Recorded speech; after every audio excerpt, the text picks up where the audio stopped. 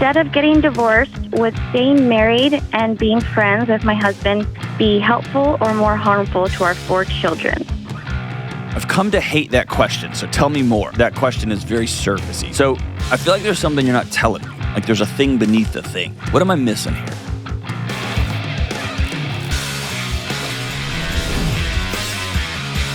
What up? What's going on? This is John with the Dr. John Delony Show. I'm so glad that you're with us. So glad, man. Every day I wake up and I'm like, man, I'm running a scam called a podcast and a YouTube show. It's so great that you're with us and helping me with my scam. We're talking about your mental and emotional health. We're talking about your relationships. For 20 years, I've been sitting in the messy lives of hurting people, trying to figure out what's the next right move. And now I get to do it on the internet with all of you. So grateful that you're with us. If you'll take 1 second, real quick, and just stop, collaborate, and hit subscribe wherever you happen to be.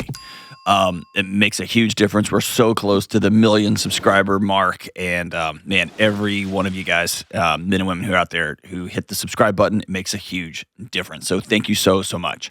All right, let's roll out to Las Vegas, Nevada, home of the great Michael Easter. And we're going to talk to Brittany. What's up, Brittany?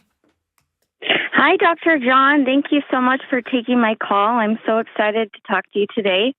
So my question for you today is, instead of getting divorced, would staying married and being friends with my husband be helpful or more harmful to our 4 children? I've come to hate that question, so tell me more. And I'll explain. And it's not you. I don't hate you. I think you're wonderful. Good to meet you, Brittany. Nice to meet you. I think there's that question is very surfacey. So walk me through what's going on in your world. Okay, so me and my husband, we've been married for 12 years. Right after I gave birth to our first child, my husband found himself addicted to pornography and looking at other women's social media profiles. So he would kind of start a cycle of looking at that for about a year, and then he would secretly stop for a year, and then he would do like a trickle-down confession to me over a few weeks. So we did that cycle like every year for 9 years. So just a lot of loss of trust and stuff over that time. But you're also, like, one second, that's always symptomatic. So that also means you're married to somebody who is a shell of themselves or who doesn't like the skin he inhabits, right? Yes. Tell me about that guy. Yeah. So that guy, I think, never felt like he was good enough. He felt like he just needed to provide to create this multi-million-dollar financial estate for him and his family, and that all that mattered was money. And I needed just to be like the housewife for him and be perfect so that he could go do all the house or the finance stuff. And then when I wasn't perfect, surprise, because we had 4 kids in 6 years, and I was tired and not making dinners every night, really triggered him in this perfect world that he wanted. And I think he wasn't confident in himself either very sexually, and I just think overall he just wasn't happy of who he was. But instead of taking all the blame, he would just put it on me. We kind of figured that out through therapy. Okay. So you got 4 years, a decade plus, so including the time y'all dated. So you're going on a decade and a half-ish, right? Yes. Okay. And y'all are considering calling it. Tell me about that. So this last time that he came and confessed of what he had been looking at and stuff, I asked him if he could just move out. I needed some physical space. My body was like fight or flight mode. I was breaking out in rashes and I couldn't sleep at night. My body just needed some like physical separation from him. And that was really good. I was able to just like come back down to myself. And I just kind of realized I don't want to do this for the rest of my life. And I felt like at that time I was like, I think I deserve to be treated a little bit better than this. And I don't want my daughters to settle to be treated not like a queen. And so I I told him that, after we've been doing therapy for a while, I just don't, I don't trust him, and I've lost respect for him, which has made me not trust myself and lose respect for myself, because I never know if he's telling the truth or if he's not. And I just emotionally, I can't get back there with him. He's been doing great for 3 years. He's made so many changes. He's become the man I always wanted him to be, and I'm so proud of him. And he's my best friend. But I just don't feel like I emotionally can get back to that point in a marriage with him. It just feels like there's just been too much deceit and hurt and emotional hurt from things he said. And so I just said I want a divorce. And he said, over my dead body, I'm not doing that. And I said, okay, I love to stay married and be friends and raise the kids. And he said, that's a terrible thing to do to our children. And so we're just kind of stuck in this place where we don't know where to go from here. I feel like pornography is a distraction here. And I feel like because it's sexualized and because it's a form of betrayal, it's easy to put everything on top of that. But you've been married to a guy that you have been a figurine in his action figure fantasy. Yeah. Y'all have never truly been a partnership. And if I hear you correctly, so tell me if I'm wrong, 3 years ago, he said enough is enough, and he stopped treating you as a figurine, and he started getting to the bottom of why he was hurting so much, and you stayed. And in fact, y'all made another kid together. And he has, in your exact words, become the man of your dreams. But now you're choosing to not re-engage. Yeah. That doesn't sound like, because it sounds like he has, for 3 years, 36 months, it sounds like he has healed the trust. It sounds like he is doing the things. He's becoming the husband that you fantasized him becoming. The words, I can't get there, I don't think that's true. You can choose to not get there. And in a strange twist, you can choose to leave your marriage. You can make that choice. You're a grown-up. Yeah. But the phrase, I just can't get there, I don't buy it. Did something happen recently for you to call, or is it just at the end of 3 years, you're just like, nah? We're just every few weeks just getting in a fight of, he says that, okay, let's just stay married and be friends.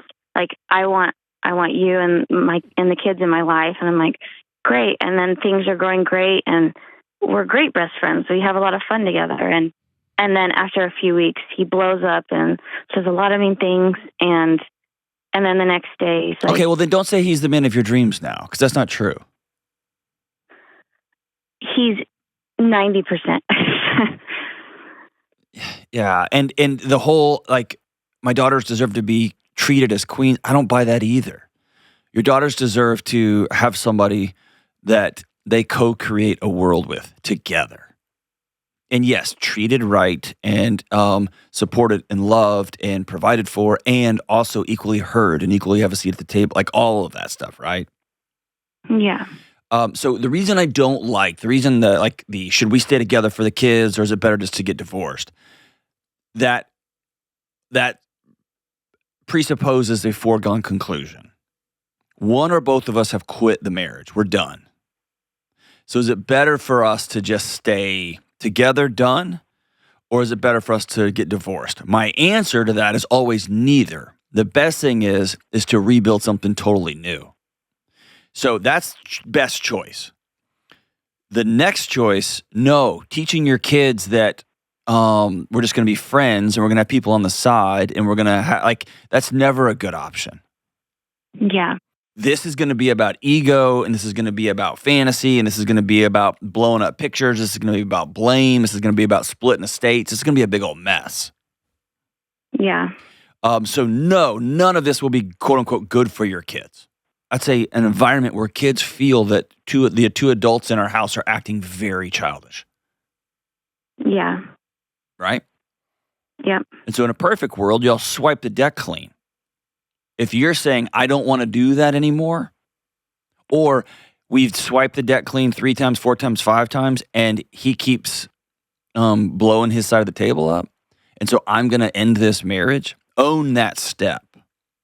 I just don't like because our culture says words like, well, this marriage just ran its course. I just don't buy that. I just can't get back there. I'm going to choose to not do those things. I'm going to choose that, and that's okay. Make your choice. But I want it to be something that everybody owns, not this inevitable, well, it just is what it is, what it is. You get what I'm saying? Yeah, yep, totally. So you standing tall and saying, I deserve to not have 10 years of somebody cheat on me. I deserve 10 years of not being gaslit and yelled and screamed at in my own house. I deserve to not be a action figure in somebody's fantasy life where they're going to have all this money and I'm going to be a trophy. And oh my gosh, my body changed because I have 4 kids, 4 of your kids, by the way. And now suddenly I'm less than, I'm not good. I'm worth less. So I feel like there's something you're not telling me. Like there's a thing beneath the thing. What am I missing here? No, it just kind of feels like. Do you have somebody new? No, not at all. Okay. I'm so tired. Yeah.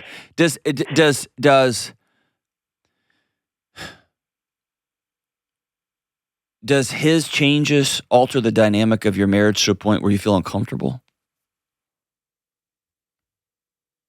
It feels uncomfortable because he's being so nice and so giving and wanting to serve me and everything. And it makes me feel really uncomfortable because he's never done that. So it's like, wait, what's going to be the ulterior motive? What's he going to come at later tonight and be like, I freaking did the dishes. So whatever, and he doesn't now, but it just, because that's how it was for so long, it still feels like it. And it feels like if I just forgive and we move on and create a happy life, it feels kind of like a slap in the face to myself. It feels like I'm like, you idiot, you got treated like garbage and you're just like said, it's okay, let's keep moving on. And it's like, it's been really hard for me to get past that of being like, no, like stand up for yourself and don't, like, you deserve, I don't know how to explain it. It sounds like you have identified forgiveness and new growth as you lost, as a one loss. Yeah, it does feel like that, which is awful. It's not a win or lose thing at all. I don't know why it feels like. Because I can imagine his side. He's treated you bad for 5, 6, 7, 9 years. And finally his whole world blows up and he's like, I'm ready to make the changes. And he's trying to follow the path you cut for him. And again, I don't want to defend the guy. I don't know the guy. But it sounds like y'all made a plan together. Y'all been going to therapy for 3 years and you made a plan. And he's following the plan. And now you don't like the kindness. Tell me what you really want. I just want to be truly happy and feel safe and not feel on guard. And I just do with him. And I don't know how to not feel that anymore. To feel like I can just fully rest in him. Yeah. I just feel like I'm always on guard and I'm always so tense and anxious and I'm just like waiting for the ball to drop. Yeah. And it hasn't. And he's proved that. But it just like, okay, but it will. When will that be? Sure. And so here's the scary thing. Here's the scary thing. Number one, I just want to tell you, I think you're brave. I think you've been working hard. And if your story is to be trusted, and I always trust people who call the show, not always, most of the time, he's been working his butt off too. Fair? Yeah. Okay. The only way you ever find out if this is for real is if you risk getting hurt again. Here's why I'm pushing around the edges. I don't hear somebody that wants to be divorced. I hear somebody that's so freaking tired of not having their home be a place of peace. Be fully honest with me. What is it that still makes you feel unsafe? Does your gut know that he's still cheating on you? I feel like my gut thinks that he's not, but my brain is like, you idiot. He lied for 10 years. You can't trust what you think. Have you laid out on a map for him the things that you still need to do to make sure trust is secure? Yeah, I mean, he's deleted all his social media, and do you look at his phone? Occasionally, but Okay. I don't like doing that. I know you don't. None of us like doing the things that we got to do to rebuild trust. That's one of the worst things. But I'm asking you, what would it take to rebuild trust? What's the roadmap there? I mean, I think it's just more time. It's just consistency. Okay. And you don't feel like he has that right now, or 90% of it, and then he gets upset and frustrated because he's working so hard and it's just not enough? Yeah, no, he does. He that's why I feel so bad, is he is working so hard, and I just wish that I could get that trust back right like that. And it's just, I don't know exactly how, because he's done and changed and done all the things that I've asked him to. So I don't know the ins and outs, and you and I could talk for a couple of hours on what you've endured over the last 10 years. Okay? Yeah. And so I can't make the call for you. If you choose to end your marriage, I want you to stand up and throw your shoulders back and say, I am ending this marriage. Take ownership, okay? Okay. If you listen to the words you just said and you said, no, I think we can make something beautiful. And you've got 12 months, 24 months, 36 months of a changed guy. And I say this with all respect, I would not do this show if I didn't believe in redemption. Yeah. And I know that's easy to be like, they never change. I would not do this show if I didn't think people could change. So 36 months, 3 years. Okay? I think there's time for a symbolic moment. What I mean by that is you write him a letter that says, I'm going all in again, and if you hurt me, you're going to kill me. And then you begin to practice peace.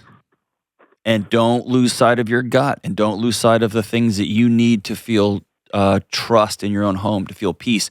But I think y'all have been solving for pornography. You've been solving for friendship. You've been solving for, I did the dishes, so we have to have sex. You've been solving for, you need to go to the gym. You need to tighten your body back up after 4, right? You've been dealing with all that crap. Yeah. But beneath that, I want you to begin to solve for peace. What must be true for me to go into my own home and drop my shoulders? I know I'm a stay-at-home mom. We're going to have a house cleaner because I need some help. I know I'm a stay-at-home mom. I'm going to hire 2 high school kids to come over and play with the kids Monday through Friday because I need human interaction with adults. I'm going crazy. I'm lonely. So here's what I don't want you to do. I don't want you to get off the phone and say, well, this man told me I have to fill in the blank. I want you to hear the opposite. This man told me to get off the phone. And I'm finally going to exhale in my own house again. Yeah, that sounds great. And for the first time, I'm going to stop trying to moderate his behavior like I'm his mom. I am going to begin to solve for peace in my house. And here's what peace looks like and feels like. Brittany, you call anytime. Tell your husband to call me too. Happy to talk to him as well. This show is sponsored by BetterHelp. Hey, it's that time of year when it's getting a little colder, it's getting dark earlier, and sometimes we just want to stay in and get cozy. For me, my perfect night at home is something we call bed pile. It's so cozy. When my whole family gets under some blankets, we get around the fire, and we either read some books out loud or we watch a movie together. Whatever your perfect night in looks like, therapy can feel a bit like that. A time when you can settle in, replenish your energy, and take care of yourself. Therapy is a great way to bring yourself some comfort during the chaos and rush of the holiday season or any other time of the year. Taking the time to pause and be mindful is one of the reasons I recommend BetterHelp. BetterHelp is 100% online therapy with licensed therapists. You can talk with your therapist just about anywhere, so it's convenient for your schedule. Just fill out a short online survey to get matched with a therapist, and you can switch therapists at any time for no extra cost.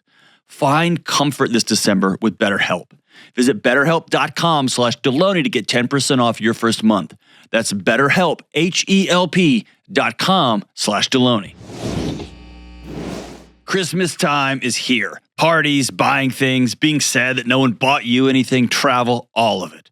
There's so much going on that we can forget to set aside time for what's truly important. And the good news is that Hallow is here to keep you on track with your spiritual priorities this crazy season. Hallow is the world's #1 prayer and meditation app. I use it every day, and I love it.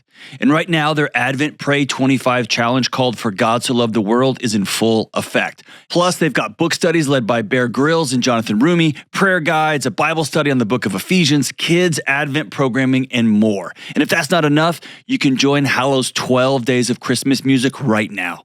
Good folks, this season can be an amazing time to encounter God's love and find the true joy of Christmas. And Hallow wants you to experience all of this, so they're giving you 3 months for free when you sign up right now at hallow.com/Delony. You can enjoy this fantastic prayer challenge and all of the rest right now, 3 months for free, hallow.com/Delony. All right, let's go out to Quebec, Canada. Hey, and talk to Lynn. What's up, Lynn? So my question is, how do I fully commit to something academically for the first time? What are you trying to commit to? University. But basically, I've just had a lot of trouble with trying to find my career path. I'm 26 and I've kind of started and quit a lot of things. Mm-hmm. And I just really want to follow through this time. What does that mean?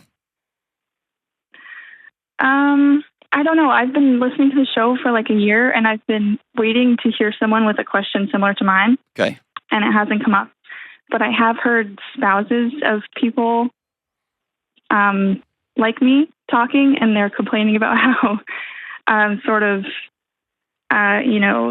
their spouse doesn't have any dreams or ambitions, and they're just kind of floating. Mm. So, yeah, that's kind of how I feel, how I am right now.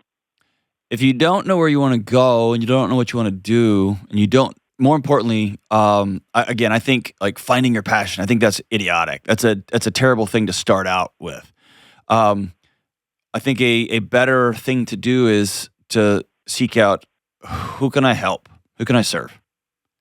And if it is, I can be the best waiter for exhausted families after 6:00 p.m., I'm going to do that while I figure out what's going on. Or I want to be a therapist, or I want to build bridges, or I want to, I called the guy yesterday to fix the gutters on my house. Dude was amazing. He's on time. He said, I'll get you a quote by this afternoon. He got me a quote by this afternoon. It was a fair quote. Like, that dude's giving me a lot of peace in my house. He's taking care of my largest investment, which is my home, right? So whatever it is whoever it is you want to help is a good driver. I would not spend the money on university to stumble around and quote unquote find your path. Yeah. Because I think you can find yourself in a whole bunch of debt. You can find yourself with a whole bunch of credits and be like, yeah, that's stupid. Yeah, that's also kind of a big fear and why I haven't really started anything yet. So what do you love? Kids. I've been a nanny for 6 years. Okay. And so I'm planning on taking child studies. And there's quite a few things I can do with that. I think it's just more the fear of school and... Why don't you want to be a nanny anymore? I really enjoy it. I think it's just the economy right now is kind of making it tough. I can't really find and keep a job at this point. You can't find a job, or you can't keep... You mean you keep not showing up or doing a good job, or people have to let you go because they don't have the money to keep paying a nanny? No, I've been doing a great job. I've just been let go 3 times this year. So time to move on. Yeah, good call. And dude, so it sounds like you've got a path. What are you nervous about? I don't know. I've never, growing up, I never saw myself going to college, university. It's not really something that anybody in my family ever really had money for. Yeah. And I never, when kids in high school were talking about it, I just never pictured myself there. Did you know that one of the people that was my dissertation advisor, one of my first ones for my first PhD, person was let go. And the person who became my advisor told me that, and she was an amazing woman, Dr. Jacobs. She's just awesome. But she told me that she was given a list of students, and mine was at the top of them, of students who wouldn't make it. Would never finish. Flighty. Just kind of all over the place. Not going to do it. Did you know I was at the top of that list that they handed her? Yeah, we sound similar. Lynn, I didn't see it either, man. And I ended up with not one, but 2 PhDs. And now I help a whole bunch of people after spending my whole life trying to avoid the internets. So here's the thing that has given me life. And you and I do. We sound very similar, okay? By the time I was 26, I had multiple jobs. And they were good jobs. They were careers for people. And I was going from thing to thing to thing. But here's what always was the North Star. I liked helping students. I like helping people. And if you love being with kids, then think of university not as, I'm going to university. Think of university as, I'm going to go get some concrete skills, how I can better help young people. Yeah.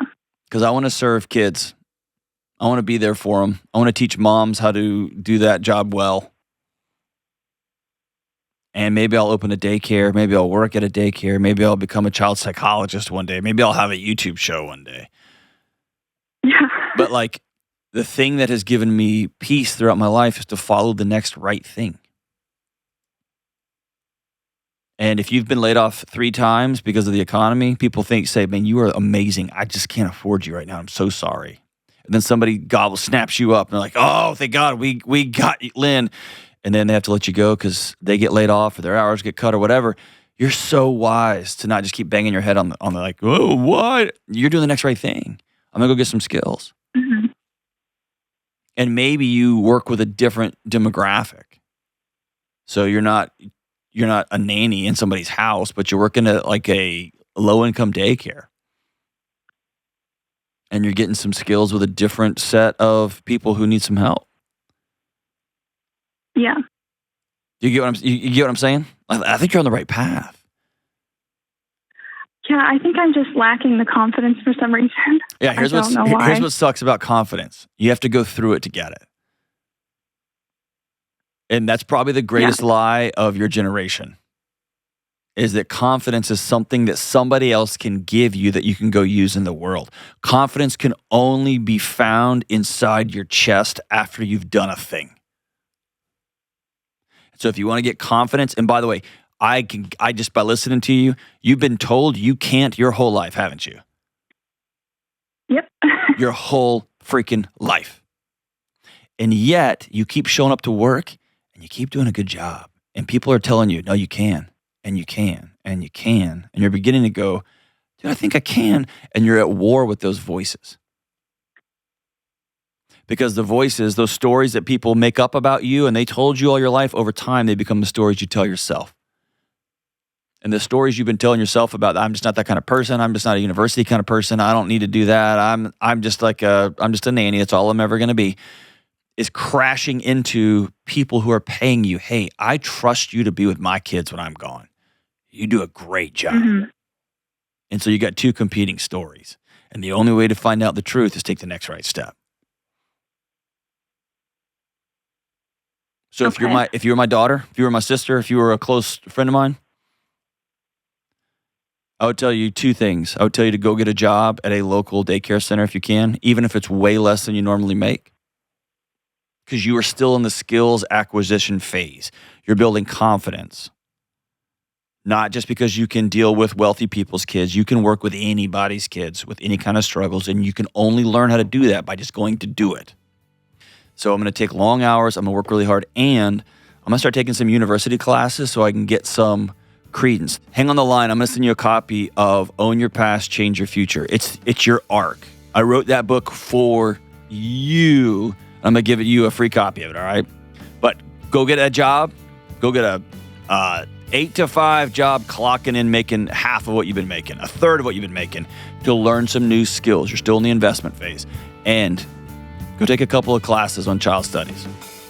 Get something that will lead to a certification, not just mindless family study, like that's going to lead you to a certification that you can use in the marketplace. And go pick up those skills. kids are going to be lucky that you did. We'll be right back.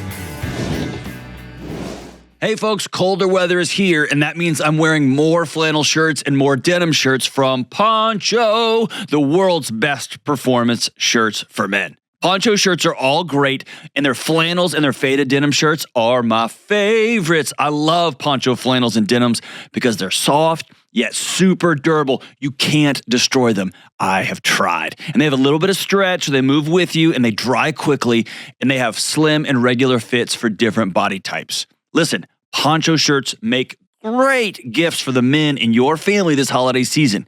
So head to ponchooutdoors.com and check out all of their styles. And right now, use code Delony Show at checkout and get a gift with every purchase of a button-down shirt. That's ponchooutdoors.com, code Delony Show. All right. Hey, listen, I'm excited to share 3 major updates. My show is put out by the Ramsey Network, and there is a new Ramsey Network app. So first, the newest episode of my docuseries, United States of Anxiety, is available. It's available exclusively in the Ramsey Network app, and it follows real people from my show as they embark on a 90-day journey to transform their lives, and I personally walk alongside them. Everybody always wonders, like, does this stuff actually work over time? So this is that show. It's just like calling my bluff. I walk with somebody for 90 days, give them homework assignments. It's the show lived out over 3 months, and we watch people transform, and it's amazing. And my full show is now in video. It's on video in the app, and the episodes of the Dr. John Delony Show, if you just can't wait, they're now available a week early in the Ramsey Network app. So you can get everything early, exclusive, and for free. Click on the link in the show notes, and you can download the Ramsey Network app today.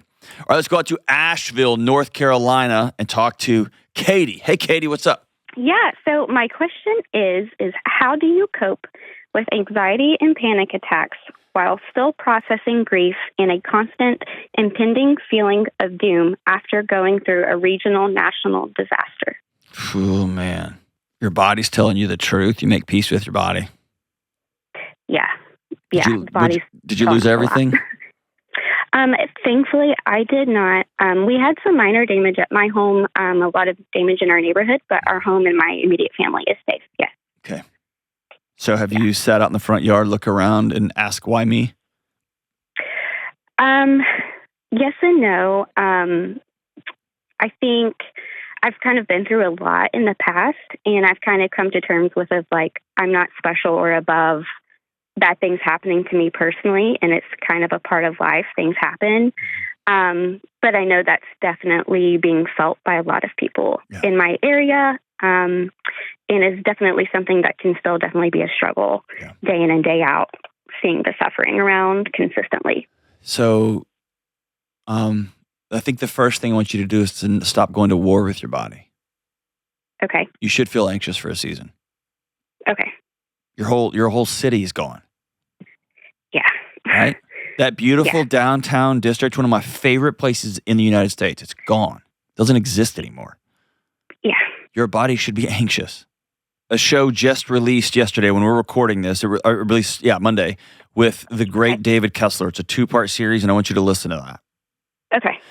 The thing that most people skip in this process is grief. Yeah. Just being sad. Oh, yeah, absolutely. And I think the grief aspect, I'm glad you mentioned that part, because my grandfather did pass away in the middle of the storm. Good gosh. Well, slow down. Hold on. Start with that first. What's his name? Sorry. His name was William. Yeah. Good guy? And very good guy. Yeah. How did he pass away? They put cardiac arrest on his death certificate, induced probably stress from the storm. Yeah. He was between, like where he lived was between 2 of the massive landslides you probably will hear about on the news. Mm-hmm. So we were actually not able to access him at all to find out if he was okay. And his wife during the storm. I was able to talk to someone via like a Starlink during the whole mess of things in the first few days, and someone on foot got to his house to confirm that him and his wife were safe. And then that night, we got a phone call via satellite phone from first responders that he had gone into stress cardiac arrest and had passed. So that grief side of thing is like when the panic attacks really started, I think. Just not knowing how to process the loss of a grandparent on top of knowing that not even getting up to his house at the time was possible. Hey, Katie. Hey, Katie. Yes. He didn't pass away because of you. Yeah. There's not a thing you could have done. Yeah. Okay. And I know you're in great shape and you're a good runner and you're probably a little bit of an Asheville prepper, like they all are in Asheville, which I love them for it. Yeah. What happened is your community got hit by a bomb. Right. There's not a plan for when a meteorite hits. And that's what happened to y'all. That's what it feels like, yeah. No, it's exactly what happened, okay? Yeah. I think we're having a hard time coming to terms with that. That's we're kind of in denial. Yes, and most planners are. Yeah. And the people I know in Asheville, I know there's an extraordinary, just magical arts district in Asheville, but my friends who live there, in an ironic twist of fate, picked Asheville because it feels disconnected from the world. Yeah. This is our haven, away from all you crazy people. It's a pretty great place. But it's not supposed to happen there. No, right? It's not. Yeah, so mountains are supposed to protect you from the storms. That's right. That's why we moved here, so that y'all suckers would have the storms. I don't want you to think about managing this. Okay. I don't want you to think about processing this. Okay. I want you to think about just being real sad. Okay. You lost your granddad. Yeah. In his final moments were protecting your grandmother. Yeah. What an awesome guy. Yeah, for sure. Yeah. And I want you to process, I lost my city. I lost my town. I lost vibrancy. I lost the heartbeat. Yeah. Of a magical little mountain community. Mm-hmm. Yeah. We're not going to manage that. We're not going to process this. We're going to be really sad. Yeah. And some of that might be, I'm going to write my granddad a letter. Okay. Tell him what he meant to me, how much I loved him. Mm-hmm. If I'm feeling real gangster, I'm going to read it to my grandmother and to my mom and my dad. If I'm real gangster, everybody in my family is going to write granddad a letter and we're all going to read them to each other. Okay. As David Kessler says, grief demands a witness. You can't just get in your house and figure this out by yourself. Yeah, and I think that's one of the tricky parts of all of this was that in the initial week or two that I didn't have power or cell service, there was no getting to mom and dad's house. There was no getting to granddad's house. There was no contacting family members. Right. It was kind of very isolating. It was completely cut off from civilization. Yeah. Right? We were pretty much cut off, yeah. Yes, and there's a weird feeling, there's a strain. I grew up in Houston where there's hurricanes and things go like, right. There is a unmooring feeling when you're in the 21st century surrounded by cars and air conditioners and your stomach drops and you're like, oh, we're on our own. Yeah. We were basically an island in the section of town that I live in. Culverts were out. Our road for our neighborhood was out. Yeah. It was completely inaccessible. I mean, I have two small kids, and I think a huge part of the anxiety that I'm facing now is if this happens again, like we could not get in touch with pediatricians. We could not get emergency care. And thank God we were okay in that moment, but not everybody was. And there's also like a significant amount of survivor's guilt. That's right. That's what I talk about. You going out in the front yard and looking around and being like, why me? Yeah. Why do we make it? Right. So what most people never talk about, and it's not culturally cool to talk about, and again, David Kessler talks about in that episode, I want you to go check it out. Definitely. Is post-traumatic growth. Okay. We don't realize on this side of the hurt how much stronger we can be on the other side if we will sit in the sadness, we will honor the grief. We won't go to war with our bodies, trying not to feel anxious and masking anxiety with pills and drugs and running and all. I'm gonna be sad. I'm gonna be heartbroken. Okay. And there's something powerful about recognizing I thought I had every variable under control, and I didn't realize how tightly I was gripping the world. Yeah. at any moment, it can rain and just not stop raining. And my kids can't see a dot. And here's the thing that happens. Your hands open up. Right. Some people will respond to this by tightening even more every variable in their life, and they will suffocate themselves to death. Right. Others will open their hands and say, I'm going to do the next right thing. I want you to write a letter to the storm. Okay. And I want you to acknowledge what that storm took from you. Mm-hmm. How indiscriminate her damage was. Yeah. And then I want you to let that storm know, here's who I'm going to become as a mom, as a wife, as a citizen of this community. Here's what you've unleashed in me, in my house. Right. Okay? Yeah, absolutely. And if you can get a couple of your weird Asheville friends, my favorite people in the world, if you can get a couple of your weird Asheville friends, I want y'all to all write letters to storms. And by the way, if you're in Nebraska, you're going to be like, write a letter to a storm. Asheville people, y'all understand writing letters to storms. I know. I want y'all to write letters to storms, and I want y'all to read them to each other. I want y'all to process this. I say process. I want y'all to be in this together. Tell the stories. Tell the stories. And put a new picture in your head about what's going to be. My heart's broken for your family and the loss of your life with your granddad. What an amazing guy who was protecting people till the end. Thanks for the call, sister. We'll be right back. All right, good folks, it's time to talk about Cozy Earth. The holidays are coming in hot, and there's buying things, traveling, and the little drummer boy on repeat. Ugh! And more than ever at this time of year, your physical and mental health and your relational health is a little bit tough, and you need to take a break from the madness and create a peaceful sleep and wind down environment. I call it my sleep sanctuary. And for me and my family, a big part of our sleep sanctuary includes products from Cozy Earth. Their bed sheets are amazing. They're made from viscose from bamboo, so they're smooth as silk and tough as iron. And my wife is in love with Cozy Earth's long-sleeved bamboo pajama set. And I love their cityscape hoodies and crew necks that I wear around the house before bedtime, and I even go out with them. They come in men's, women's, and kids sizes. And also recently, I got this giant weighted Cozy Earth blanket, and my whole family has been piling underneath it to watch a movie, and it's amazing. Don't forget, during gift-giving season, Cozy Earth offers a 10-year warranty on all of their bedding. So when you find yourself in the middle of the holiday chaos in the pum-pum-pum, establish your peaceful sleep sanctuary with help from Cozy Earth.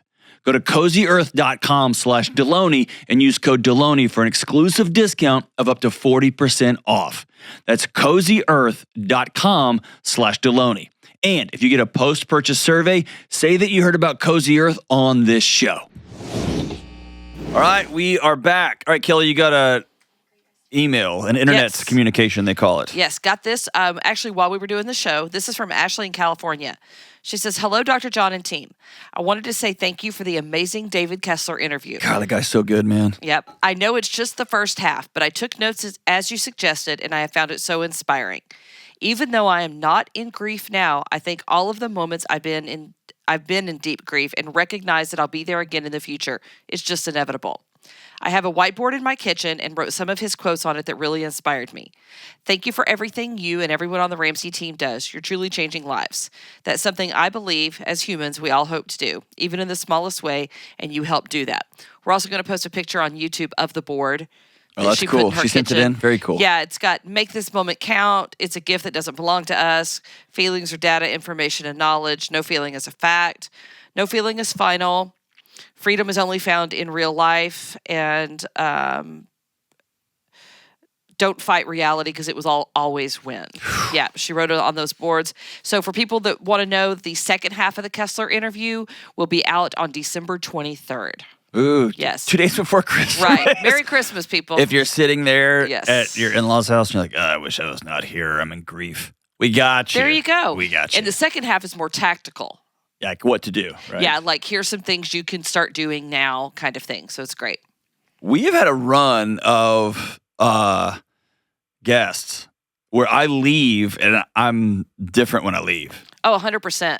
Arthur Brooks, Carlos. Yeah, Carlos Whitaker. Dr. That one's Beck. one coming up. Beck, Andy Kessler. Young, ton of them. Like I just leave and I'm like, all right, I'm going to make some changes in my life. And we've got some pretty exciting ones coming up that we won't talk about, but We right now. do. But they're going to be coming up after the first of the year. So rad. All right, everybody, check out that interview. If you haven't checked out the interview with David Kessler, go check it out. Download the Ramsey app, and please go to the YouTubes and hit the subscribe button. It helps us out. Love you guys. Stay in school. Don't do drugs. Peace. Hey, what's up, good folks? Listen, the latest episode of the United States of Anxiety is available right now exclusively on the Ramsey Network app. This docuseries follows real people from my show as they embark on a 90-day journey to transform their lives, and I personally walk alongside them every step of the way. All right, now here's a sneak peek of what the new episode is all about, and don't forget to click the link in the show notes to download the app. I've lived with crippling anxiety for as long as I can remember. Paint me a picture of that. We're going to check in with Kelsey 30 days, 60 days, 90 days. I cannot even function because I'm just crying. My mom left us when I was 4. I truly felt like I had no family. She's experiencing things that really hurt a long time ago. Tell me about this boy. He triggers me a lot. Scared of losing Paul, scared of doing the wrong thing, scared of not being enough. It just feels like it would be exhausting to be Kelsey. It is. Whenever somebody's playing whack-a-mole with their anxiety, when it just keeps moving, that tells me the underlying system's not okay. How do I get my inner child out of this relationship? Because I feel like she's running the show. One of 2 people that's supposed to never leave took off. How is this burden? You burden to the one person who should carry it, all of it. Did you ever tell that little girl that it wasn't her fault? I don't know what to do.